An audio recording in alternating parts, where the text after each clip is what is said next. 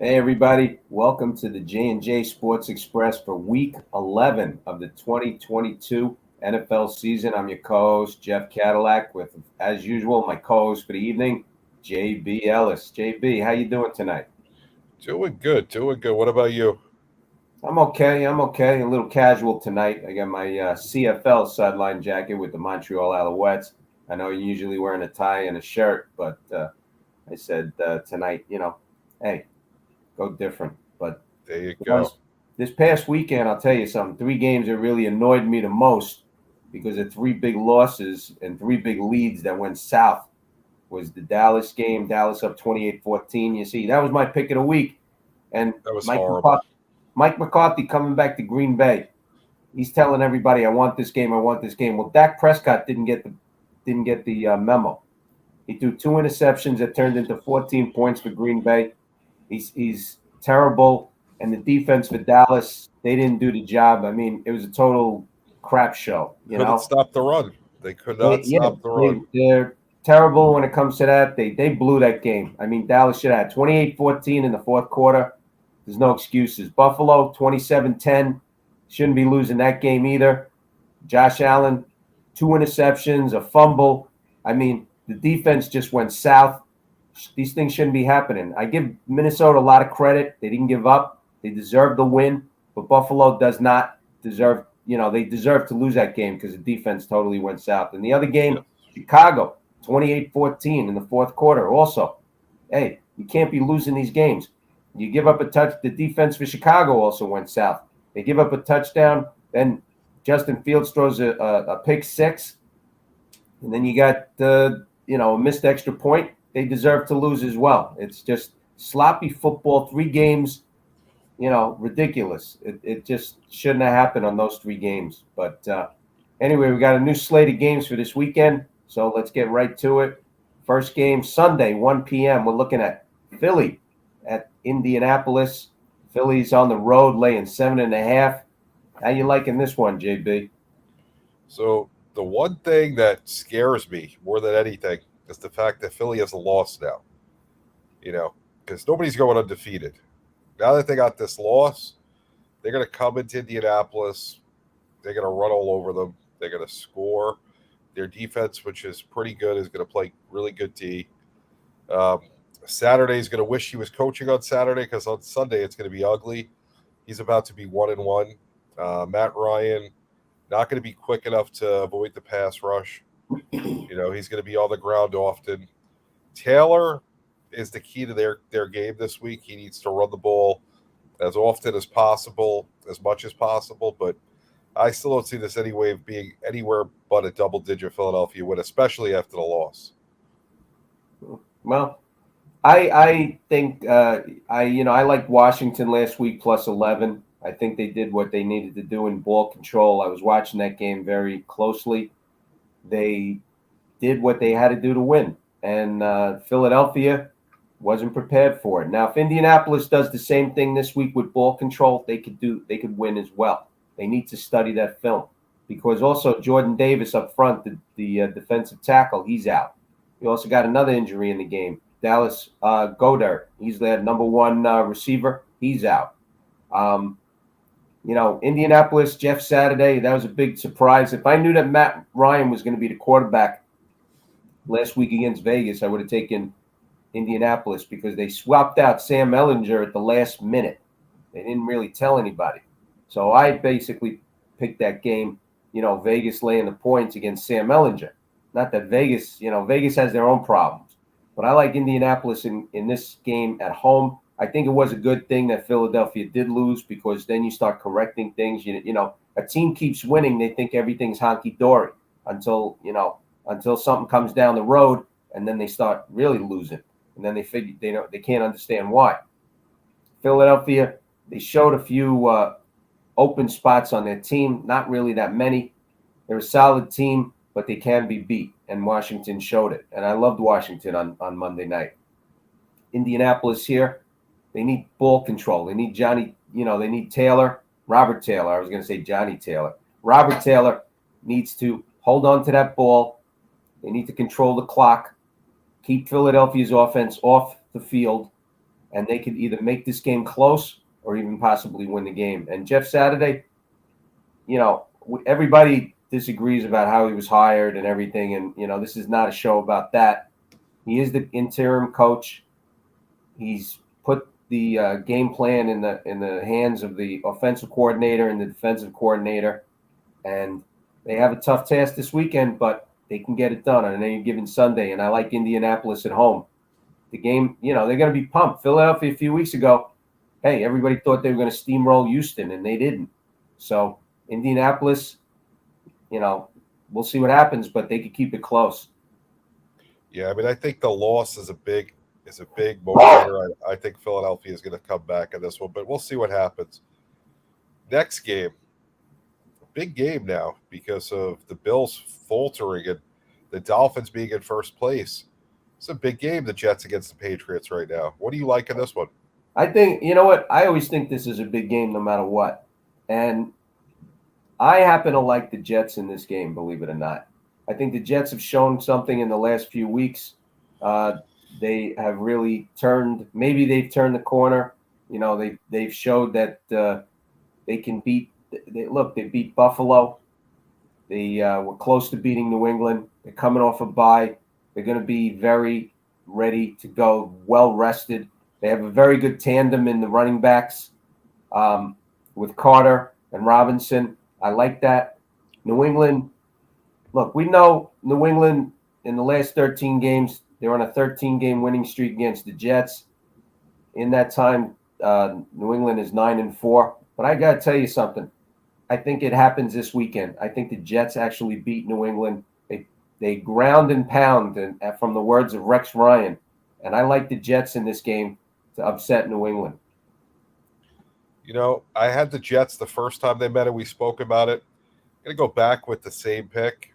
Again, I like Robert Saleh. I like what he's done with this organization. I like what the GM's done with their draft. I like how they went out and got Robinson, and now after the bye week, he'll be a lot more familiar with the playbook and ready to go. So like you said, the tandem with the two good running backs, I think the Jets are going to come in here and this isn't, the Jets from 5 years ago. This is the 2022 New York Jets who are right now playing for this division. Now, do I think they're going to win the division? No. But they're giving their fans hope, and they have a shot for a wild card. And if you want to get a wild card, you got to win games like this. It doesn't even matter what year it is, though, when it comes to football, JB, because it's what's in your heart.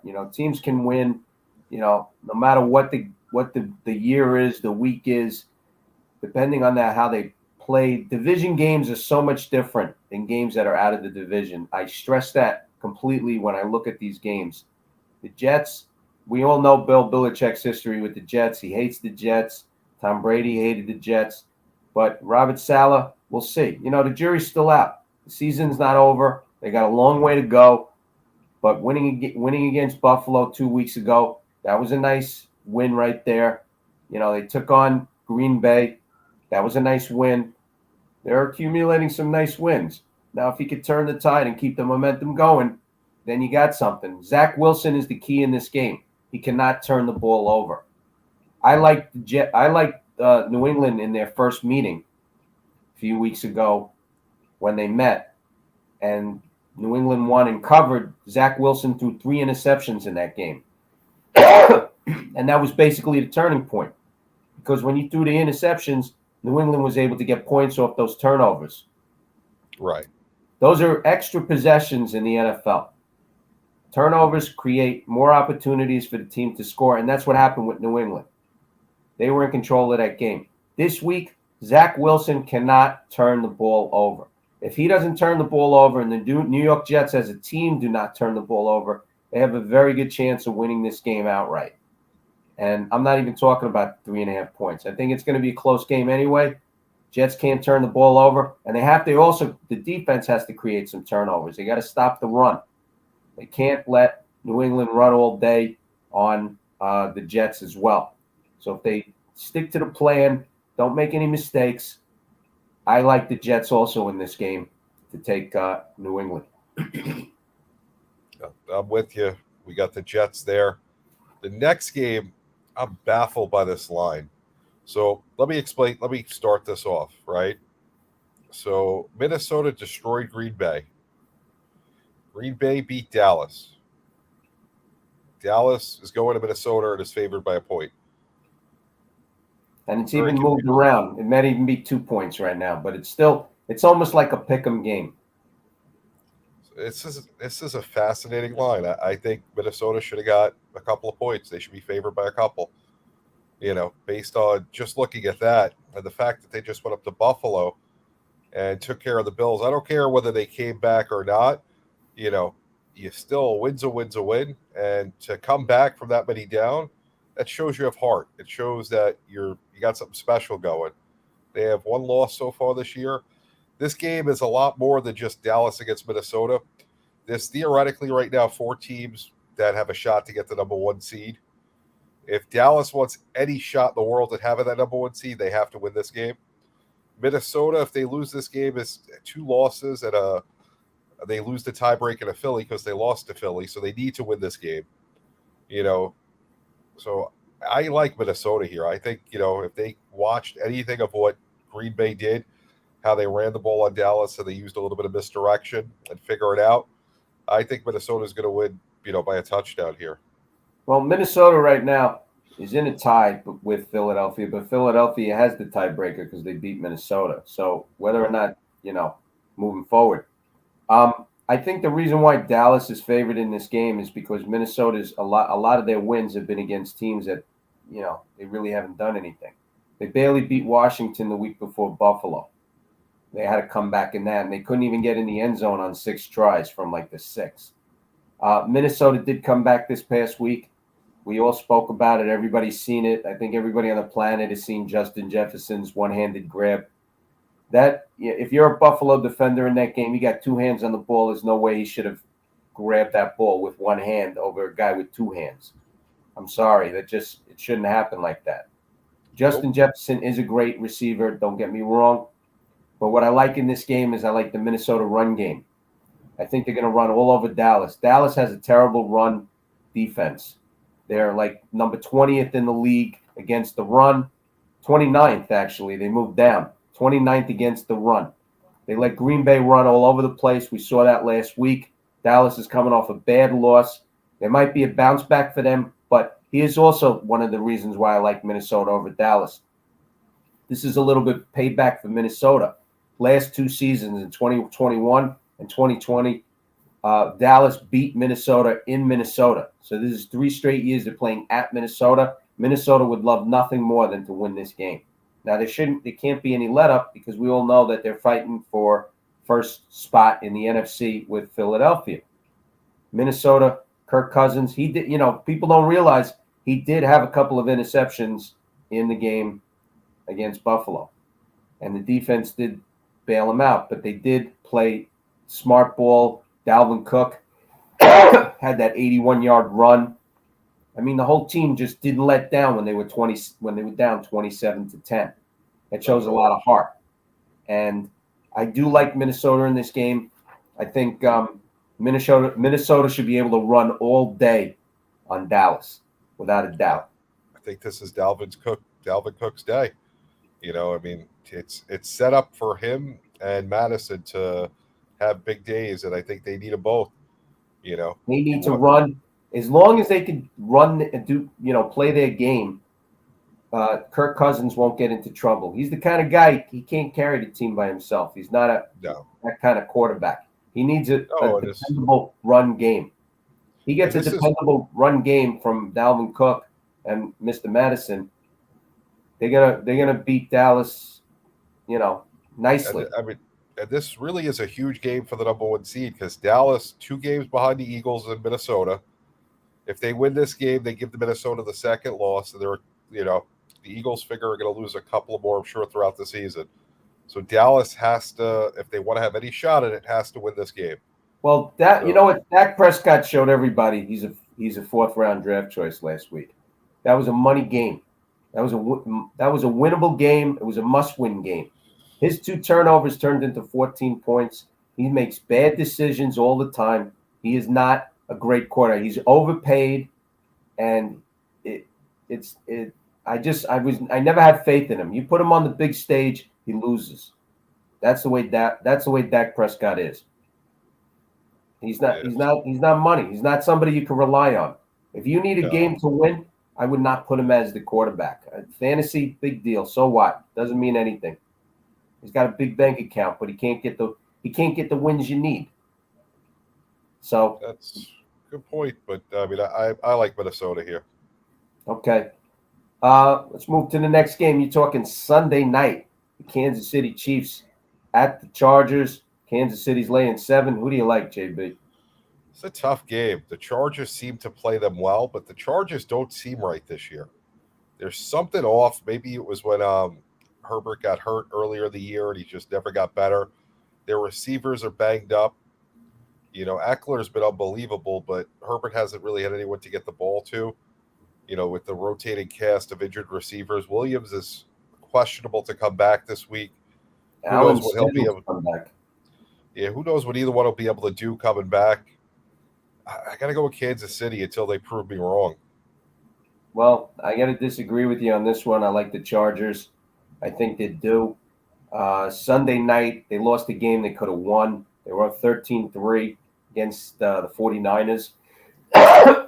And they should have won the game. San Francisco didn't show me anything either. I don't know what is going on over there. It should have been the CMC show. They could have won the game by more than 6, which the spread was 7. They had first and goal from like Chargers 7-yard line. They ended up with a field goal. Chargers haven't beat anybody this season. They beat a bunch of nobodies. As I was talking on another show on Friday night, if you look at who they've beaten, they haven't beaten anybody, really, and during the season. And just to get the list out to show you who they've beaten this season, you're talking. This is the teams that the Chargers have beaten. They've beaten Vegas, Houston, Cleveland, Denver, and Atlanta. Those are their wins. There's all those wins are so what? Big deal. There's nothing there that's impressive. And they've lost to Kansas City. They lost to the Jags. They got blown out by the Jags. They lost to Seattle. And now they can add San Francisco to that list. But for some reason, they always play the Chiefs tough. In the second game of the season on that Thursday night game, we all know Justin Herbert. He got injured in the game. He also threw a pick 6. They were down, and Chargers were playing catch up in that game, and they did cover the spread because the spread was 4.5. But they still lost the game. They were driving, and he threw that pick 6, and it changed the momentum of the game incredibly. Put the Chargers in a down spot. Kansas City ended up winning by 3, 27-24. There's a little payback. Guys, remember, Chargers, they need to go back, look at the tape. They're coming off a loss. They should be able to win. Kansas City last week was lucky to beat Jacksonville. Okay? The spread was 9.5. They won by 10. If Jacksonville, I like Jacksonville plus 9.5 last week, probably the only person in America. But Jacksonville missed 2 field goals last week. Okay? If they had made the one before the end of the first half, Kansas City wouldn't have covered the 9.5. Because at the end of the first half, you take the plus 3, they don't get the ball after that because it was kicked with 0-0 on the clock. The rest of the game goes forward the same way because Kansas City goes about their business. Instead of winning by 10, they win by 7, but they don't cover the game. Right. A lot of kicks this year also have been very much off. And the kicking game, there's a lot of sloppy games, a lot of dogs winning on backdoor covers, on all kinds of, 3 games that we just spoke about, big losses, big comeback.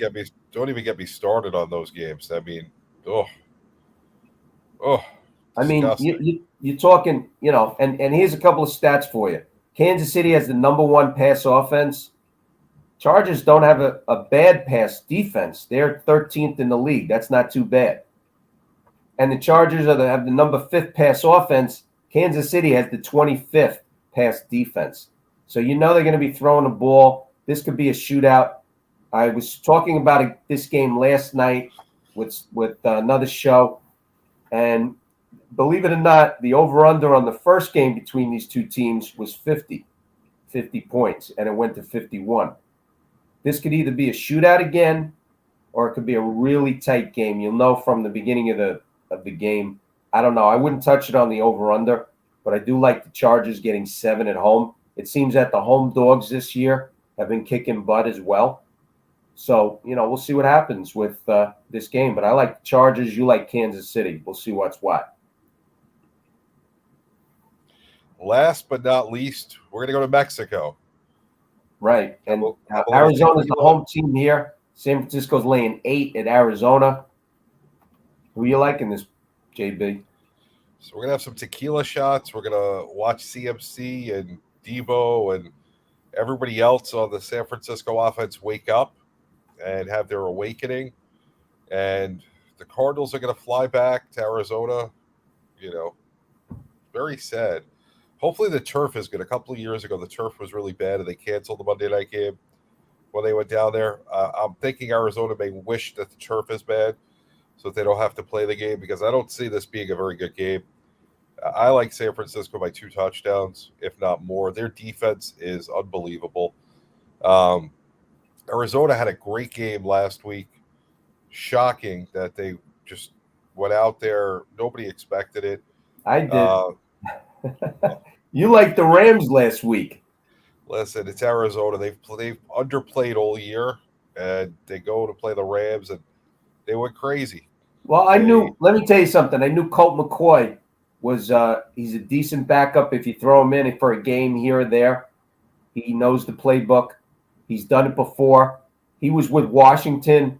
Washington was like a big underdog getting 9, and Dallas was kicking everybody's butt. But he went down to Dallas, and he kicked Dallas's butt. He's capable of winning a game here or there if you need it. Long term, he's not a solution. And I liked him last week. Arizona, if Colt McCoy plays this week, I like him. Because San Francisco, to me, they beat the Rams big time. They come off the bye, and they look lame this past week against the Chargers. What happened to the offense? It got like steamrolled. I didn't see Christian McCaffrey being used the way he should. I didn't see a lot of things going. Jimmy G, they don't. It looks like again they don't have trust in him. The guy, who knows what's going through his head. I don't see San Francisco winning by 14 here. They barely beat the Chargers last week. Arizona, remember again, it's a division game. JB, division games rarely become blowouts. 14 points in the NFL is considered a blowout. I don't think it's going to happen. If Colt McCoy plays this game, I like Arizona. If Colt McCoy's not playing, if Kyler Murray's not playing, and they got some third string guy, I would say San Francisco definitely. But Arizona, with Colt McCoy, gives him a shot. He knows how to spread the ball around. He knows he's got a few days left in the NFL. He wants to make the most of it. He did last week at the Rams. I love that game. San Francisco's not showing me too much. They're not that impressive. Even though San Francisco does have the number 1 rush defense, nobody's stopping DeAndre Hopkins, man. I'm telling you, this guy, he catches everything. He's like glue. So yeah, I mean, I agree with you on Hopkins, but when it all comes down to it, that San Francisco defense is phenomenal. I would say probably top 3 of the league, if not the best. That's how they win games. They had the rookie quarterback, Trey Lance, before he got hurt. They got Jimmy G, who they can't trust. Have a good running game and some receivers that can do everything, and a phenomenal tight end. If they let their quarterback, Jimmy G, do some stuff, they open up the offense with all the weapons they have, they would be some team. But they're playing very conservative, but now I think, CMC's been there a few weeks. They're figuring out how to use everybody, put everybody together. And then we're going to go ahead and take care of that so that this way they can get everything going. Well, they used them right against the Rams, but I don't know why they didn't use them right last week. A lot of these young coaches, I can tell you, for the long term, they're not that good. There's only a few and far between that any of these coaches are any good, because from week to week they're inconsistent. They can't just keep going and win and stay the course. It's like a roller coaster. One week they look fantastic. You think you think they're going to go on a roll. No, they lose the next week, and then they don't really show anything. They go back to making mistakes. I mean, you want to look at a young coach that's really falling off the cliff. Sean McVay with the Rams. He's terrible. I never liked him anyway, but he doesn't make the right calls. He's a very conservative guy. He does not make the right calls, and now he's got a terrible team. The team really fell off the cliff. You got an offensive line that's not good. You got no running game. You got Stafford has been playing this year like he's not into the games. The defense is off all the time. They're always in the wrong spot. They seem to miss the play. And Sean McVay has no answers. He goes back to the same nonsense. Keep throwing a Cooper Cup. Keep throwing a Cooper Cup. Well, guess what? You went to the till too many times. Now he's injured. Now he may be gone for the whole season. What's the offense going to do? Nobody knows. Because what happened with him you relied on the guy too much. You didn't open up the offense. You need to spread that offense as wide as can be, and that way you'll have a balanced attack wins games. 27 rushing yards and 50 yards, that doesn't win games. That puts your quarterback on his back because then the defense just tees off. Yeah, no, I mean, it's amazing to see how narrow-minded some of the coaches are. The Rams had no running game. If it wasn't for Cup, they would throw it into the tight end every so often. He was the second receiver, and that was it. Higbee. Yeah, that was it. It was Higbee or Cup. Yeah, Cup doing end arounds, Cup doing everything. Now you're not going to have them. And another game going is the Rams are a dog by 3 going into New Orleans. New Orleans is due. They play better at home. They're going to this is a game. The Rams have nothing going in there. They don't have Cooper Cup now. Now what? What are they going to do? New Orleans, the strange thing about New Orleans is they're good on paper. If you look at that team, there's a lot of talent on that team, but they haven't shown up. That team has not shown up this season. Very strange what's happened there. It comes down to the coaching, my friend. It comes down to the coaching. Yeah, I definitely agree with you. So where can people find you, Jeff? Hey, you can find me at jeffcadillac.com. You can find me on Twitter at jeffcadillac1. I need some followers, folks. Please, if you like what you see, you like what you read. Every week I'm getting over 3,000 people reading my best bet of the week. Just tag me, baby. Tag it, follow it. Show me some love, And every week here, you can find me on the Rick Kamler Show Friday nights at 7:30 p.m. Eastern Standard Time on Better Sports Network. I do some spots with Dr. Roto as well on the Better Sports Network. I write articles for sportskita.com in the betting section every week, a couple of articles. So you can find me all over the place. But, hey, follow me on Twitter, folks. Could use as many followers as possible. So JB_the program on Twitter, Sideline Sports Tuesday here, Tuesday at 8:30, 7:30, 7 o'clock here Wednesday. The Sports Exchange from the South Florida Tribune around 9, and both sides of the coin at 11. And that's it for me this week. If you missed Confidential last night, go back on the Sideline Sports YouTube and watch it. Get all the in-depth coverage at the end of the year, and we'll see you for the off season. But that's all, folks. We'll see you next week as we prove that, JB Ellis is never wrong. Right. Whoever does that, I got to love the graphics guy. Yeah. All right, guys. Have a great night.